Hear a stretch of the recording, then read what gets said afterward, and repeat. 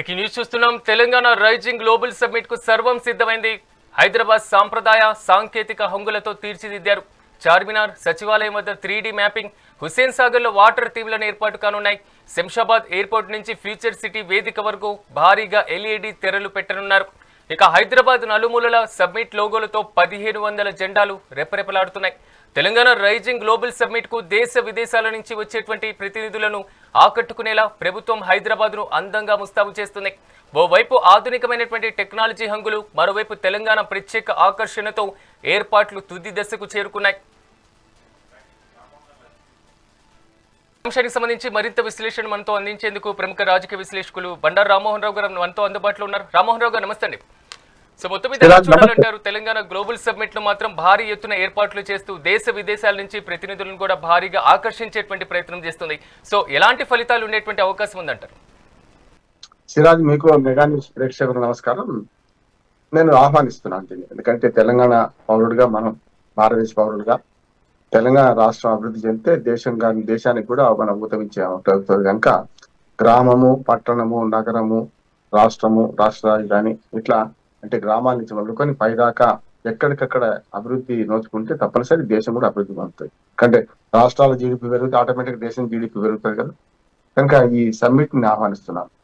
ఎప్పుడు కూడా లక్ష్యం లేకుండా పనిచేయడం కంటే లక్ష్యం పెట్టుకొని పనిచేయడం కరెక్ట్. గతంలో చంద్రబాబు నాయుడు గారు 2020 విజన్ అంటే చాలా మంది నవ్వులు కూడా అపహాస్యం చేసిన కూడా. ఇప్పుడు కూడా మన దేశ ప్రభుత్వాలను, దేశం మోడీ గారు కానీ, రాష్ట్రంలో ఆంధ్రప్రదేశ్ కానీ, తెలంగాణ కానీ ఏమంటున్నది, మన తెలుగు రాష్ట్రాలు తీసుకుంటున్నా, కేవలం కూడా చాలా రాష్ట్రాలు 2040 విజన్ 2047 అంటున్నారు. అంటే అదే మన దీర్ఘకాలిక లక్ష్యం పెట్టుకొని దానికి అనుగుణంగా అడుగులు వేస్తూ తాత్కాలికంగా స్వల్పకాలిక లక్ష్యాలు పెట్టుకోవడం వల్ల మంచి అభివృద్ధి సాధించినట్టు అవుతారు. ప్రపంచం అంతా ఓ గ్లోబల్ సిటీగా మారిన సందర్భంగా, అంటే ప్రపంచమే కుగ్రామంగా మారింది. నేనన్నమాట కాదు, ఏనాడు ఆర్థిక సంస్కరణల పితామహుడు పీనోత్సవరావు గారు 90s లో అన్నారు. దేశం అంతా, ప్రపంచం అంతా కుగ్రామంగా మారిన సందర్భంలో మనం కొన్ని ఏర్పాట్లు చేసుకోవాలి. అంటే ఇంకా ఎడ్డబండి అట్లాగే ఉండానా, ఇంకా ఈ గడ్డి మోపు ఇట్లాగే ఉండానా, ఈ నాట్లు వేసేది వ్యక్తులే చేయాలా అనే దాన్ని యాంత్రీకరణ అయిపోతే ఇవాళ పరిశ్రమల రంగం పెరగాలని అవసరం ఉన్నది. ఎందుకంటే మెల్లమెల్లగా ఏమైంది, ఉపాధి కరువవుతూ వ్యవసాయ రంగంలో ఎక్కువ మంది ఆధారపడే వాళ్ళు ఉండడం వల్ల వ్యవసాయ రంగంలో 60 మంది ఆధారపడ్డారు, ఉపాధి లేదు అక్కడ. కనుక వాళ్ళని డైవర్ట్ చేయాలంటే, వాళ్ళు ఇంకో కొత్త ఉపాధి మార్గాల వైపు మళ్లించాలంటే, రెండోది సేవారంగంతో పరిశ్రమ రంగం. అంటే పరిశ్రమల నుండి సేవారంగం విస్తరిస్తుంది. కనుక మనకున్న అవకాశాల్లో సేవారంగం ఇప్పటికే 54% ఆక్రమించుకున్నది, ఇంకా పెరగాల్సిన అవసరం అవుతున్నది. దానికోసమే ఈ పరిశ్రమలు ఇవన్నీ కూడా ఇల్లాధికారు పండుగ కావాలని కోరుకుంటున్నారు. ఇవాళ అద్భుతమైన ఏర్పాట్లు చేశారు. సుమారు 1500 మంది ప్రతినిధులు పిలుస్తున్నారు. అట్లాగే దాదాపు 150-200 మంది ప్రముఖులు కూడా వస్తున్నారు. ప్రపంచవ్యాప్తంగా ప్రముఖులు వస్తున్నారు.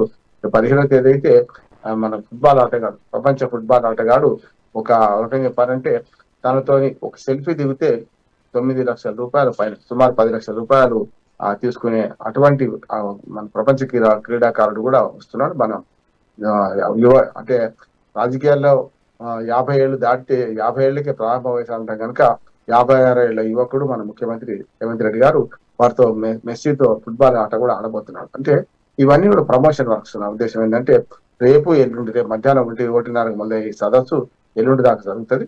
దీనిలో మంచి ఫలితాలు రావాలని కోరుకున్నాం. అంటే ఇళ్ళకగానే పండుగ కాదు, కానీ ఏవైతే ఏర్పాటు జరుగుతున్నాయో దానికి అనుగుణంగా మనం కూడా సానుకూలంగా స్పందించాలి. అంటే సింగిల్ విండో విధానం ద్వారా మనం ఆ పరిశ్రమను ఆహ్వానించే క్రమంలో 4 అంశాలు ఉంటాయి. రాష్ట్ర ప్రభుత్వం చేతిలో ఉన్నాయి, కేంద్ర ప్రభుత్వం సంబంధం లేని ఇష్యూలు. ఒకటి భూమి, తర్వాత నీళ్లు, తర్వాత విద్యుత్, తర్వాత ఈ 3 సౌకర్యాలు ట్రాన్స్పోర్టేషన్, కమ్యూనికేషన్. ఈ 5 అంశాలు కనుక మనం ఇస్తే, వివాదం లేని భూమి ఇవ్వాలి, అవసరమైన నీళ్లు ఇవ్వాలి, అవసరమైన కమ్యూనికేషన్ ఇవ్వాలి, ట్రాన్స్పోర్టేషన్ ఇవ్వాలి. ఇవి ఇచ్చినప్పుడు తప్పక పరిశ్రమలు మనకి వస్తాయి. దానికి తగ్గ ఏర్పాట్లు కల్పించాలి మనం. అంటే ప్రభుత్వం చేయాల్సిన మౌలిక వసతులు కల్పిస్తే పరిశ్రమలు వాటంతరాలు వస్తాయి. ఇప్పుడు కాలుష్యకారక పరిశ్రమలు కాకుండా కాలుష్య రహిత పరిశ్రమలు రావాల్సిన అవసరం ఉంది. అందుకని టెక్నాలజీ పెరిగిన సందర్భంలో దాన్ని అమలు చేసే క్రమంలో ఇబ్బందులు పెట్టవద్దు. అట్లా అని ఫ్రీగా విడిచిపెట్టి వాళ్ళ ఆట సాగనిస్తుంది వీల్లేదు. కనుక ఈ 2 రోజుల సదస్సు మంచి ఫలితాలు సాధిస్తా అనుకుంటున్నాను నేను. ఆదిలోని హంసపాదన రాజకీయ విమర్శలు దూరం పెట్టాలి. రాజకీయ విమర్శలు మనకు ఉంటాయి. ఇప్పుడు మనకు ఎప్పుడు కూడా రాజకీయ విమర్శలను ఎట్లా చూస్తారంటే, మన మహాభారతంలో ధర్మరాజు అంటాడు, కౌరవులు వేరు, పాండవులు వేరు యుద్ధం చేసుకున్నప్పుడు 105 వేరు 5 ఇంటూ 100 మంది అంటారు. కానీ బయటవాడు మన మీదకి వచ్చినప్పుడు ఖచ్చితంగా 105 వేగం కావాలంటారు. అందుకనే భారతదేశంలో అటు మోడీ గారు కానీ, చంద్రబాబు నాయుడు గారు కానీ, రేవంత్ రెడ్డి గారు కానీ, రాష్ట్ర ముఖ్యమంత్రులు గారి చర్యల్లో అభివృద్ధి వైపు పోయే చర్యలు మనం సమర్థించాలి. తన లోపాలంటే విమర్శించాలి కాదు. కానీ ఇటువంటి సతత జరుగుతున్నప్పుడు ఏకకంఠతో అందరూ కూడా దీనిలో పాల్గొనాలనుకున్నాను. ఆ కలుపుగోలుతరం ఉండాలి. ఇవాళ ప్రధానమంత్రి మోడీ నుంచి మొదలుకొని రాష్ట్ర గవర్నర్ దాకా ఆహ్వానించారు. సోనియా గాంధీ, ప్రతిపక్ష నాయకుడు రాహుల్ గాంధీ ఆహ్వానించారు. ఎంతమంది వస్తారో తెలియదు కానీ చాలా వరకు కొంచెం ఆహ్వానాలు లేట్ అని అనుకుంటున్నాను. ఎందుకంటే ప్రధానమంత్రికి నిన్నటి దాకా పుతిన్ వచ్చిపోయారు. రేపు ఎల్లుండి మనకు ఎవరి కార్యక్రమాలు వాళ్ళకు ఉంటే కనుక ఆహ్వానంలో కొంత రూపాలు జరిగినాయి అంటున్నాను. కానీ సరే, మొత్తం మీద వచ్చిన వాళ్ళు వస్తారు, రాని వాళ్ళు రాని. కానీ రేపు ఎల్లుండి జరిగే సదస్సులో మంచి తీర్మానాలు జరుగుతాయి, మంచి పెట్టుబడులు కూడా ఎంఓయూలు కుదురుతాయి అనుకుంటున్నాను. ఎంఓఏలు కుదిరినంత మాత్రాన పూర్తి స్థాయిలో అభివృద్ధి చేసినట్టు కాదు. వాటిని మెల్లమెల్లగా ఒక శ్వేతపత్రం ప్రకటించాలి. ఇంతమంది ఎంఓఏలు కుదుర్చుకున్నారు, ఇంతమంది రేపు వీళ్ళు పరీక్ష పెట్టడానికి అవసరమైన ఏర్పాట్లు చేస్తున్నామని. ఏది కూడా రోమ్ నగరం ఒకటే రోజు నిర్మాణం కానంటే ఈ అభివృద్ధి కూడా నిరంతర ప్రక్రియ. ప్రభుత్వాలు శాశ్వతం, పార్టీలు శాశ్వతం కాదు. పార్టీలు ఇవాళ ఉంటారు, రేపు ఇంకో రావచ్చు. కనుక అభివృద్ధి నిరంతర ప్రక్రియలో హైదరాబాద్కు ఉన్న మంచి అవకాశాలు నేను వివరించే ప్రయత్నం చేస్తాను. హైదరాబాద్ ఒక విశ్వనగరం. అంటే ఏ బారికేడ్స్ లేవు మనకు. వరకు చెప్పడం బారియర్స్ కూడా లేవు. ఎందుకంటే భాష పరంగా చూసినా, ప్రాంతం పరంగా చూసినా, భౌగోళికంగా చూసినా అన్ని రకాలుగా అనువైన ప్రాంతం. వాతావరణ రీత్యా చూసినా కూడా మిగతా నగరాల్లో దేని అడ్వాంటేజ్ మనకు ఉన్నది, మిగతా నగరంలో డిసడ్వాంటేజ్ వాళ్ళకు ఉన్నాయి. ఉదాహరణకు కాలుష్యం అంటే మనకు గాలి కాలుష్యం ఢిల్లీ పునాది 3 కోట్ల జనాభా పైగా. బొంబాయి, కలకత్తా, మద్రాసుకేమో సముద్ర తీరంలో ఉండడం వల్ల వాటికి అవకాశాలు లేవు. ఏమన్నా మనతో పోటీ పడే నగరం ఒకటి ఏమైనా ఉంటే మనకు బెంగళూరు సమస్య ఏంటంటే ట్రాఫిక్ సమస్య చూస్తున్నాం మనం. కనుక ట్రాఫిక్ సమస్యతో ఉన్న బెంగళూరు కంటే మనం ఒక ఆక్టోపస్ లాగా పెరుగుతున్న మన విశ్వనగరం హైదరాబాద్, దీన్ని 3 జోన్లు చేయడం, రేజింగ్ తెలంగాణ 2047 అనే దాన్ని థీమ్ తో పెట్టడం ఆహ్వానిస్తున్నాను. మంచిది అంటున్నాను. అట్లాగే రీజన్స్ చేసుకోండి. అంటే మనకు ప్యూరు రేర్ అని చెప్పి ప్యూర్ లో కోర్ అర్బన్ ఏదైతే మనకు ఔటర్ రింగ్ రోడ్ లోపల ఉన్న దానికి ఎట్లా చేస్తే బాగుంటుందని, తర్వాత ఔటర్ రింగ్ రోడ్ కి మళ్ళీ రీజనల్ రింగ్ రోడ్ కి మధ్యన ఉన్న ఏదైతే పెరిఫరల్ మనం దానిలో ఎట్లా చేస్తే బాగుంటుందని, ఆ రీజనల్ రింగ్ రోడ్ బయట ఉన్న మిగతా తెలంగాణ అంతా కూడా రూరల్ అగ్రికల్చర్ ఎకానమీని ఎట్లా సస్టైన్ చేస్తే మంచిగా ఉంటుంది, పెంచితే ఎట్లా మంచిగా ఉంటుంది అని దాని మీద మంచి ఆలోచన చేస్తున్నారు. ఆ పత్రాన్ని సమర్థిస్తున్నారు. కానీ మనం మంచి జరిగినప్పుడు చెడ్డ కూడా చెప్పాలి. ఏం జరగబోతుందో అంటే కీడించి మేలంచాలంటాం కదా మనం. అందుకనే అవరోధ కూడా చెప్పే ప్రయత్నం చేస్తాను. కేంద్రీకృత అభివృద్ధి ఎప్పుడు కూడా నష్టం చేస్తుంది. హైదరాబాద్ గతంలో ఉమ్మడి ఆంధ్రప్రదేశ్ కూడా హైదరాబాద్ అభివృద్ధి ఒకటే కావడం వల్ల విభజనవాదం వచ్చింది. అట్లాగే వాళ్ళు కూడా ఒక రకంగా చెప్పాలంటే విడిపోవాల్సి వచ్చింది. ఇప్పుడు ఏమంటున్నానంటే కేంద్రీకృత అభివృద్ధి ఎప్పుడు కష్టం. నిజాం కాలంలో ఆలోచన చేయాలంటున్నాడు. 7వ నిజాము అప్పటికే మనకు వరంగల్ లాంటి చోట్ల ఆసఫ్జాహీ మన అజం జాహీగిరి పెట్టారు. అట్లానే మనకు ప్రాజెక్టులు కూడా మైనర్ ఇరిగేషన్ ప్రాజెక్టు, మధ్యతరగతి ప్రాజెక్టులు కట్టారు. నిజాం సాగర్ కానీ, అట్లానే తాగునీటి కోసం గండిపేట, అట్లాగే మనకు హిమాయత్ సాగర్ లాంటివి కానీ చిన్న నీటి వనరులను అభివృద్ధి చేసే ప్రయత్నం చేశారు. అట్లా అభివృద్ధి వికేంద్రీకరణలో కూడా ఆనాడు నిజాం పాలకులు అవలంబించిన దాన్ని ఉమ్మడి హైదరాబాద్ షాన్ అంటాం, హైదరాబాద్ షాన్ కూడా అంటాం. కనుక అట్లా మనం కేంద్రీకృత అభివృద్ధి కంటే వికేంద్రీకృత అభివృద్ధి వైపు పోతే బాగుంటుంది అనే ఉద్దేశం. కేవలం అవకాశాల గనిగా హైదరాబాద్ మధ్య చూపించకుండా, నేను చెప్పిన 2 ప్యూర్ కానీ చూపించకుండా ఇంకా దాటి అగ్రికల్చర్ బేస్డ్ ఇండస్ట్రీస్ అవసరం ఉంది. ఇవాళ పంట ఉత్పత్తులను అమ్ముకోవడానికి సరైన మార్కెట్ లేదు. దానికి వాల్యూ యాడెడ్ చేయడానికి సరైన అవకాశాలు లేవు. ఉదాహరణకు ఒక ఆలుగడ్డ రూపాయికి కిలో కూడా పడిపోయిన సందర్భం చూస్తున్నాం. మన టమాటాలు ₹1 పడిపోయిన సందర్భం చూస్తున్నాం. ఇటువంటి అగ్రికల్చర్ ఎకానమీని కనుక మనం కరెక్ట్ గా సస్టైన్ చేయగలిగితే, దాన్ని వేగవంతం చేయగలిగితే, అట్లాగే వాల్యూ యాడెడ్ అంటే విలువ ఆధారితంగా అగ్రికల్చర్ బేస్డ్ రూరల్ ఇండస్ట్రీస్ ఏర్పాటు చేస్తే అప్పుడు ఆర్థిక సమతుల్యత ఉంటుంది, అభివృద్ధి సమతుల్యత ఉంటుంది. ఆ వైపు పోవాలని ఆశిద్దాం. ఏం జరుగుతుందో చూద్దాం. గారు ఇక్కడ కనబడుతున్న ఇంకో అంశం, ఇందాక మీరు అన్నారు ఎంఓయూలు కుదుర్చుకున్నంత మాత్రాన కాదు, ఫైనల్ గా వాటి మీద మానిటరీ అవసరం, కానీ ఎప్పటికప్పుడు సమీక్ష కూడా అవసరం అనేటువంటి అంశం. ఇంకోటి కూడా ఎంచుకున్నటువంటి ప్రదేశం కూడా ఆల్మోస్ట్ దీనికి ఏదో కన్వెన్షన్ సెంటర్స్ లేకపోతే హైటెక్స్ లో నిర్వహించకుండా గ్లోబల్ సిటీకి సంబంధించి వారు కూడా ఫ్యూచర్ సిటీ అనేటువంటి నినాదంతో ముందుకు వెళ్తున్నారు. కాబట్టి అక్కడే నిర్వహించడం ద్వారా భవిష్యత్తుకి ఏమైనా భద్రతని ఇవ్వాలి అనేటువంటి ఆలోచన జరుగుతుందా? ఖచ్చితంగా. ఇప్పటిదాకా అంతా పశ్చిమ హైదరాబాద్ డెవలప్ అవుతూ వచ్చింది. ఉత్తర హైదరాబాద్ కానీ, తూర్పు హైదరాబాద్ నెగ్లెక్ట్ చేయబడింది. ఇప్పుడు ఒక రకంగా దక్షిణ హైదరాబాద్ కూడా నెగ్లెక్ట్ చేయబడింది. కనుక దక్షిణానికి తూర్పుకున్న మధ్య భాగం ఆగ్నేయ హైదరాబాద్ అనొచ్చు. మనం ఇప్పుడు ఫ్యూచర్ సిటీలో మీర్ఖాన్పేటలో జరిగే సదస్సు మాకు ఇంత స్థలం అందుబాటులో ఉంది, మీకు అవసరమైతే ఇక్కడ ఇవ్వగలుగుతాం చూపించడానికి. అంటే క్షేత్రస్థాయి కేవలం ఫోటోలు ఇప్పుడు వీడియోల ద్వారా ఏదైనా పెద్ద మీరు అన్నట్టు హైటెక్ సెంటర్ సిటీలో హైటెక్ సెంటర్ లో పెడితే అది కేవలం మన మన మనుషులు చూసేది కాదు, ప్రత్యక్షంగా చూసే అవకాశం ఉండకపోయేది. ఏదైనా సరే ప్రత్యక్షంగా ముట్టుకున్నట్టు ప్రత్యక్షంగా చూసిన తేడా ఉంటది. జూమ్ మీటింగ్ కంటే మనం ప్రత్యక్షంగా ఒక ఫిజికల్ మీటింగ్ లో పాల్గొన్న దానికి అది వేరే ఉంటది, అటాచ్మెంట్ వేరే ఉంటది. కనుక ఇక్కడ కూడా అంటే వాళ్ళు ఫ్యూచర్ సిటీకి కేటాయించిన భూముల గురించి కానీ వీటి గురించి కానీ తెలుసుకునే అవకాశం ఉంటది. ఎక్కడ ఇస్తామంటే వాళ్ళకు ప్రత్యక్షంగా ఫలానా ఫ్యూచర్ సిటీలో ఈ భాగంలో ఇస్తారు మాకు ల్యాండ్, ఇక్కడ పారిశ్రామిక జోన్ ఉంది, ఇక్కడ ఇతరత్ర జోన్లు ఉన్నాయని చెప్పి తెలుసుకోవడానికి వీలు ఉంటది.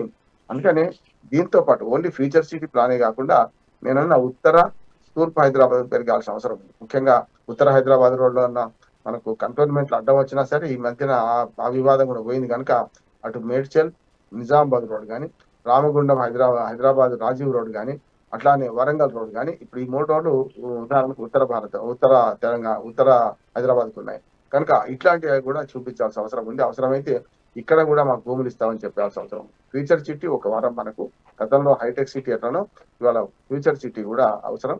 ఏదైనా ప్రారంభించాలి. ఎక్కడైనా సరే ఒక బొడ్రాయి వేసినప్పుడు అక్కడ ఎడారే ఉంటది, కానీ 4 దారులు విడిచిపెట్టి ఒక బొడ్రాయి బాతి ఇక్కడి నుంచి ఊరు ప్రారంభం అంటే ఊరు పెరిగిన సందర్భం ఉంటది. అందుకని నిజాంను మళ్ళీ ఒకసారి నేను ప్రస్తావిస్తున్నాను. ఆనాడు నిజాం కంటే ముందు కులీకుడి చాలు హైదరాబాద్ చార్మినార్ దగ్గర నడిబొడ్డు బొడ్రాయి వేసినప్పుడు ఆ పాలకుడు ఆనాడు అంటారు ఏమనంటే, ఇది పెద్ద జలాశయంగా ఏర్పడ్డ జలాశయంలో ఉన్న చేపల్లాగా లక్షలాది మంది ఇక్కడికి వచ్చి నివసించుగాక అని చెప్పి ఒక మాట చెప్పి ప్రారంభించారు పులికుతుకాలు. అందుకని నేనేమంటున్నానంటే అటువంటి సంకల్పం ఉంటే సాధ్యంగా లేదు.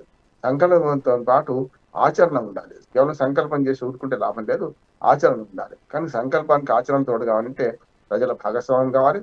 ప్రభుత్వాలు కూడా ఈ పార్టీలు పక్కన పెట్టి ప్రతిపక్ష నిర్మాణత్వ ప్రతిపక్షాలు వ్యవహరించడానికి అవసరమైన వాళ్ళకు కూడా మద్దతు ఇవ్వాలి. వాళ్ళ ఆలోచన కూడా తీసుకోవాలి. కేవలం నేను పట్టిన కుందేడికి 3 కాళ్ళని నేను మాత్రమే చేసుకుంటా పోతా, ఈ క్రెడిట్ అంతా నాకే దక్కాలంటే లాభం లేదు. ఈ చరిత్ర నిర్మాతలు ప్రజలే. రేపు చరిత్రలో నిలిచిపోయే సదస్సుగా మిగిలాలంటే నా ఉద్దేశం అయితే ప్రతిపక్ష నాయకుడు కేసీఆర్ ని కూడా ఆహ్వానించాల్సి ఉండే అని నేను అనుకుంటున్నాను. అది ఆపశృతి అంటున్నాను స్పష్టంగా. కాకపోతే రాకపోవచ్చు, వస్తే వచ్చాడు, లేకపోతే లేదు. ఇంతమందిని ఆహ్వానించి మన ఇంట్లో మనకు లుకలుకలు ఎందుకు?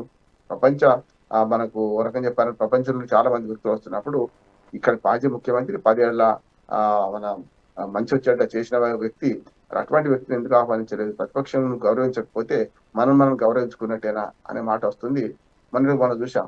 ఇది 26 నవంబర్ నాడు ఢిల్లీలో పార్లమెంట్ సాక్షిగా ఒక మంచి అద్భుతమైన ఒక మంచి ఆవిష్కరణ జరిగింది చూసినాం మనం. ఏంటంటే రాష్ట్రపతి, ఉపరాష్ట్రపతి, అటుపక్క ప్రధానమంత్రి, ఇటుపక్క స్పీకర్లు, అట్లానే ప్రధాన ప్రతిపక్ష నాయకుడు రాహుల్ గాంధీ గారు, అట్లానే మనకు మిగతా మల్లికార్జున ఖర్గే గారు రాజ్యసభలో, ఇట్లా అందరూ ఒకే వేదిక మీదకి రావడం వల్ల నాకు చాలా సంతోషం అనిపిస్తుంది. అంటే అభివృద్ధిలో పార్టీలు ఎన్నికల వరకే, విభేదాలు ఎన్నికల వరకే, కానీ అభివృద్ధిలో ఇటుపక్క అధికార పక్షంతో ఒకటే బాధ్యత కాదు, అధికార పక్షంతో పాటు ప్రతిపక్షంది కూడా బాధ్యత. కనుక అది కొంచెం ఆ లోటు కనపడుతుంది నాకు. ఇక్కడ నిలిచి వస్తే బాగుండేది అనిపించింది. అని చూద్దాం ఏం జరుగుతుంది. గారు మీరు అన్నట్లుగా అన్ని పక్షాలు రాష్ట్రంలో పెట్టుబడులను ఆహ్వానిస్తే అది కూడా ఒక శుభ సూచికంగా ఉంటుంది ఎలాగో. కానీ ఇక్కడ కనబడుతున్న ఇంకో అంశం కూడా పెట్టుబడుల రాక. ఏదైనా దేశానికి ఒక పెట్టుబడి వచ్చినప్పుడు ఆ దేశంలో కల్పించేటువంటి మౌలిక సదుపాయాలతో పాటుగా ఆ దేశంలో అభివృద్ధి చెందినటువంటి రాష్ట్రాలకు కూడా ప్రాధాన్యత ఇస్తూ ఉంటాయి. కానీ ఇతర రాష్ట్రాలతో పోలిస్తే హైదరాబాద్కు ఒక ప్లస్ పాయింట్ అనుకోవచ్చా? హైదరాబాద్ సంస్కృతి కానివ్వండి, హైదరాబాద్ డెవలప్మెంట్ కానివ్వండి. ఖచ్చితంగా మనకేం చెప్పాను, ఇప్పుడు gate way of south India మనం అందుకని చెప్పాను కదా. ఇప్పుడు మీరు అన్న భాషా పరంగా చూడండి, తమిళనాడులో చెన్నైకి వెళ్తే కూడా తెలుగు వచ్చి కూడా మాట్లాడరు, కనుక అక్కడ అవరోధాలు. ఆంధ్రప్రదేశ్లో విశాఖపట్నం తప్ప మిగతా చోట్ల మనకు భాష పరంగా చూస్తే కొంత ఇబ్బందులు ఉంటాయి. అట్లాగే బెంగళూరు విషయానికి వస్తే ఇప్పుడు కన్నడ నినాదం చాలా పెద్ద ఎత్తున ఉంది. అంటే మొన్నటిదాకా తమిళ అనుకున్నాం, కానీ బెంగళూరులో నేను మా అమ్మాయి ఉంటుంది కనుక చాలాసార్లు నెలల తరబడి అక్కడ ఉంటాను, చూస్తున్నాను, అక్కడ వివాదాలు చూస్తున్నాను. చాలా మంది సీఈఓలు ఉత్తర భారతదేశం నుంచి వస్తే మీరు కన్నడ నేర్చుకోండి, లేకపోతే మిమ్మల్ని అంగీకరించమని చెప్పి మల్టీనేషనల్ కంపెనీలలో కూడా లోకల్స్ బహిష్కరించిన సందర్భాలు చూశాం. అట్లానే మహారాష్ట్ర, కర్ణాటక మధ్యన ఆటో డ్రైవర్లు, బస్సు డ్రైవర్లు కొట్టుకున్న సందర్భాలు చూశాం. ముఖ్యంగా మొన్నటి కూడా చూసాం, మహారాష్ట్రలో కూడా పెద్ద ఎత్తున మరి నాన్ లోకల్స్, ముఖ్యంగా మరాఠీ ప్రాంతానికి ఇతరత్ర రావద్దని చెప్పి భూమి పుత్రుల సిద్ధాంతాన్ని లేవదీసి ఆందోళన చూసాం. అంటే మనకు దక్షిణ భారతదేశంలో 4 రాష్ట్రాల్లో 4 రకాలుగా ఇబ్బందులు ఉన్నప్పుడు మనకు హైదరాబాద్‌కి అటువంటి ఇబ్బంది లేదంటారు. ఇంతకుముందు చెప్పాను కదా! హైదరాబాద్‌కి ఇబ్బందులు లేవని లేదంటే విస్తరణకు అవకాశం ఉంది మనకు. అంటే రౌండ్‌గా హైదరాబాద్ చుట్టూ విస్తరణకు అవకాశం ఉంది. అంత భూమి కూడా అందుబాటులో ఉంది. ఇప్పటికి కూడా మనకు అప్పుడెప్పటి నుంచో మనం నైజాం కాలం నుంచి ఇప్పటిదాకా చూస్తే చాలా సార్లు చాలా విషయాలలో మనం చూసుకుంటే కాంతి శిక్కుల భూములు ఒక వరమైనయి. ఇవాళ కోకాపేటలో వాటిలో అమ్ముకుంటున్నామంటే ప్రభుత్వ భూములు ఉంటేనే అమ్ముకుంటున్నాం కదా! ప్రభుత్వ భూములు లేకపోతే అమ్ముకునే వాళ్ళమా? 170 కోట్లు ఎక్కడి నుంచి వచ్చినాయి? ఒకనాడు ప్రజల ఆస్తి కదా అది. అందుకని ఇవాళ దాంతో పాటు హిల్ట్ పాలసీ కూడా కొంచెం సవరించుకోవాల్సిన అవసరం ఉంది. అప్పుడు ఈ 10,000 ఎకరాలు ఏవైతే ఉన్నాయో అవి కాపాడుకుంటే బ్రీతింగ్ ప్లేస్, లంగ్ స్పేస్ ఏర్పడి హైదరాబాద్ నగరం వనాల నగరంలో మళ్ళా మారే అవకాశం ఉంటది. ఇటువంటి విషయాల్లో కొన్ని పొరపాట్లు చేస్తుంది ఈ ప్రభుత్వం. హిల్ట్ విషయంలో భూముల అమ్మకం అనేది. ఇప్పుడు అందరూ ఊపరి శర్వాణి అందరు పరేషాని అని ఉండదు కదా! ప్రభుత్వానికి ఇవాళ ఆదాయం తక్కువున్నది. మనకు రేవంత్ రెడ్డి గారు చాలా సార్లు చెప్పారు. 18,000 కోట్ల ఆదాయం ఉంది. ప్రతి నెల 24,000 కోట్లు ఖర్చుంది. ఎక్కడి నుంచి తీసుకొస్తాం మనం? భూములు అమ్ముకొని వీటిని సంక్షేమ పథకాలు, పప్పు బెల్లానికి అప్పచెప్తే లాభం లేదంటున్నాను. అందుకని సమగ్రమైన అభివృద్ధి జరగాలంటే ఒక ఆర్థిక ప్రణాళిక కూడా మంచిది కావాలంట. ఓకే. ఇప్పుడు పరిశ్రమలు రావడానికి కూడా సిద్ధపడితే వాళ్ళకి అవసరమైన భూమి, నీళ్లు, కరెంటు మన ఈ సౌకర్యాలు కల్పించే క్రమంలో ఇప్పుడైతే ఒక మంచి అది ఉందిలే మంచి కాలం అదిగో అని అవలోకం అని మనం చూపిస్తున్నాం. దాన్ని సాకారం చేయాలంటే క్షేత్రస్థాయిలో ప్రభుత్వం ఇప్పుడు చేసిన దానికన్నా ఇవాళ రేపు ఎల్లుండి సదస్సు జరిగిన తర్వాత వాట్ నెక్స్ట్ ఆ తర్వాత ప్రభుత్వం కనుక చేయూతనిస్తే తప్పక నేను ఏమంటున్నా అంటే తెలంగాణ ముఖ్యంగా హైదరాబాద్ మరొక దేశానికి ఒక ఆర్థిక శోధక శక్తిగా మారుతానని అనుకుంటున్నాను. రైట్ రామ్మోహన్ రావు గారు, మీరు కూడా మాతో పాటు పార్టిసిపేట్ చేసినందుకు. మొత్తం మీద తెలంగాణ ప్రభుత్వం మాత్రం పూర్తి స్థాయిలో మాత్రం ఫ్యూచర్ సిటీకి ప్రాధాన్యత ఇస్తూ గ్లోబల్ సమ్మిట్ ని కూడా అక్కడే కీలకమైనటువంటి హంగులతో నిర్వహించేందుకు రేపటి నుంచి ప్రారంభమైనటువంటి అవకాశం ఉన్నటువంటి నేపథ్యంలో 2 రోజుల పాటు భారీగా పెట్టుబడుల ఆహ్వానానికి మాత్రం కసరత్తు చేస్తుంది.